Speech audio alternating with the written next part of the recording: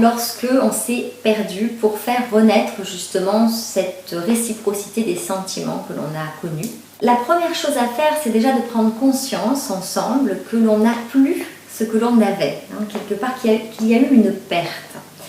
La première chose à faire, c'est déjà de conscientiser cela ensemble et de se dire voilà, c'est vrai, on reconnaît, on était un couple chouette, on était un couple qui s'est aimé, mais aujourd'hui, on ne peut plus dire que l'on ressent cet amour. Je ne peux plus dire que je ressens cet amour de toi et je suis sûre que tu ne peux plus dire la même chose non plus. Il me semble que c'est la première des choses à faire, c'est-à-dire faire l'état des lieux. La deuxième chose à faire, c'est s'engager ensemble à vouloir retrouver cette réciprocité. Donc se poser la question, est-ce que tu aurais envie de retrouver ça? Et toi, est-ce que tu aurais envie de retrouver ça? On parlait de soi, moi j'ai envie qu'on retrouve ça. Qu'est-ce que tu en penses? De pouvoir acter ensemble que ça a changé et que on a envie de retrouver ça. Sous-entendu, on va se donner les moyens. Parce que ça ne va pas se faire tout seul. C'est pas par miracle, par magie que ça va revenir. La troisième chose à faire, c'est de s'engager à prendre un moment par semaine, pas moins. Ça peut même être 2 moments par semaine, ça peut même être 3 moments par semaine, c'est l'idéal et on va tendre vers ces 3 moments, mais on va commencer step by step, petit pas par petit pas, pour pas mettre en place quelque chose qui n'est pas tenable, qui n'est pas réaliste sur la durée. On va commencer par se donner un rendez-vous par semaine. Vous savez, quand on se rencontre, on se donne des rendez-vous. Malheureusement, quand on vit ensemble, on ne se donne plus de rendez-vous parce qu'on sait qu'on va retrouver l'autre de fait puisqu'il habite au même endroit que nous. Eh bien, c'est un tort, parce qu'à force de ne plus se donner de rendez-vous, eh bien, on ne se voit plus et l'autre devient un meuble. Ou on devient un meuble pour l'autre. En tout cas, c'est un risque.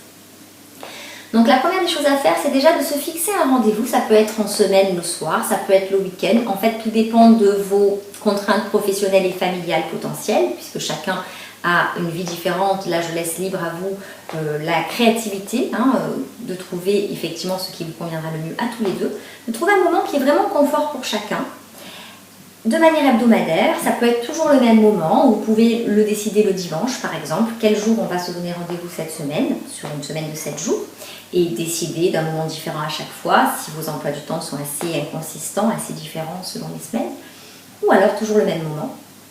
Et vous allez ne rien prévoir. C'est un moment juste pour vous retrouver. Et pour faire avec ce qui est là, au moment où ça va se présenter. Peut-être qu'à ce moment-là, vous aurez juste envie de discuter à la maison. Peut-être qu'à ce moment-là, l'un des deux va proposer quelque chose, et là, l'autre pourra dire si ça le tente ou pas. Si ça ne le tente pas, il pourra proposer quelque chose à son tour, jusqu'à ce qui est complicité des désirs, c'est-à-dire rencontre de 2 désirs, et que vous puissiez vous mettre d'accord pour quelque chose à faire. Mais encore une fois, le principal n'est pas de faire tant, mais d'être ensemble. En vivant ce rendez-vous, vous allez vous rendre compte de plusieurs choses. Vous allez vous rendre compte par exemple de comment vous vous sentez avant ce rendez-vous. Est-ce que vous retrouvez les petits papillons dans le ventre? Est-ce que vous avez hâte de le ou de la retrouver? Est-ce que vous avez envie de vous faire belle, surtout pour les femmes, de vous faire beau pour les hommes? En tout cas, est-ce qu'il y a quelque chose qui fait que vous vous regardez dans le miroir et que vous allez arriver en ayant vraiment l'envie d'être belle et séduisante, ou beau et séduisant? Ça, c'est la première chose. La deuxième chose, c'est est-ce que vous allez avoir envie d'être avec l'autre une fois que vous y serez? Parce qu'il y a l'idée d'eux. Parfois, on a vachement envie de retrouver quelqu'un, puis en fait, quand on le retrouve, ça ne se passe pas comme on avait imaginé, et du coup, on n'a plus le plaisir. Donc, une fois que vous serez dans la réalité, comment vous êtes vraiment? Est-ce que c'était juste l'idée d'eux? Ou est-ce qu'effectivement, le fait de le ou la retrouver, c'est vraiment chouette, ça vous fait vraiment quelque chose? Juste au moment d'ouvrir la porte, de se retrouver. Et puis ensuite, comment vous vous sentez vraiment dans le contact avec l'autre? À ce moment-là, vous allez savoir si ce qui fait que vous vous êtes perdu, c'était juste le fait de ne plus trouver de temps dans vos emplois du temps respectifs pour vous voir, ou si s'ajoutait le deuxième facteur, à savoir le sable. Parce que s'il y a du sable, en plus du manque de temps, eh bien à ce moment-là, quand vous allez vous retrouver ensemble, ça va peut-être pas être très agréable. Peut-être que vont remonter à ce moment-là tous les non-dits. Peut-être que vont remonter à ce moment-là différentes émotions pas très sympas. Peut-être que vous allez avoir peur de l'intimité, peut-être que vous allez être en colère contre votre partenaire, peut-être que vous allez avoir une tristesse que vous allez connecter. Évidemment, à partir du moment où on se retrouve juste avec l'autre, tout ce que l'on nourrit au fond de soi et qui bien souvent est inconscient et que l'on refoule, remonte à la surface. Et j'ai parfois des couples qui ont envie de se retrouver et qui en même temps ne posent pas les actions pour se retrouver véritablement, ne prennent pas ce rendez-vous parce qu'ils sentent intuitivement que ça ne va pas être si agréable que ça. Donc intellectuellement, on a envie de se retrouver, on se dit que ce serait vachement chouette si notre couple était à nouveau vivant comme il a été. Mais au final, on ne pose pas les actes pour que cela ait lieu parce qu'on sent que c'est plus si bien que ça. Si vous constatez qu'il y a effectivement ce sable, enfin qu'il y a effectivement ce malaise, ce mal-être, que ce soit l'un qui le ressente et pas l'autre, ou que ce soit les deux, eh bien c'est qu'il y a du sable. Et là, il conviendra de travailler sur ce sable. Et il y a plein d'outils pour cela. Alors, si vous avez effectivement ce sentiment de mal-être, quand vous vous retrouvez, cela signifie en effet qu'il y a ce sable qui s'est immiscé entre vous, eh bien peut-être que la première des choses à faire, c'est justement de parler de ce qui ne va pas. Et oui, c'est pas d'éluder les choses, c'est pas de faire comme si, parce que sinon vous ne nourrirez pas un lien authentique. C'est de dire, écoute, tu vois, je suis heureux ou heureuse de te retrouver, et en même temps, je me sens en colère. Et toi, comment tu te sens? Eh bien, peut-être que l'autre répondra, eh bien moi, c'est vrai que, pareil, je suis contente de te retrouver, mais en même temps, j'appréhendais parce que j'ai peur ou parce que je suis triste. Et ça va être intéressant de parler, voilà, juste de votre ressenti, sans accuser l'autre, juste en disant ce qui se passe pour vous.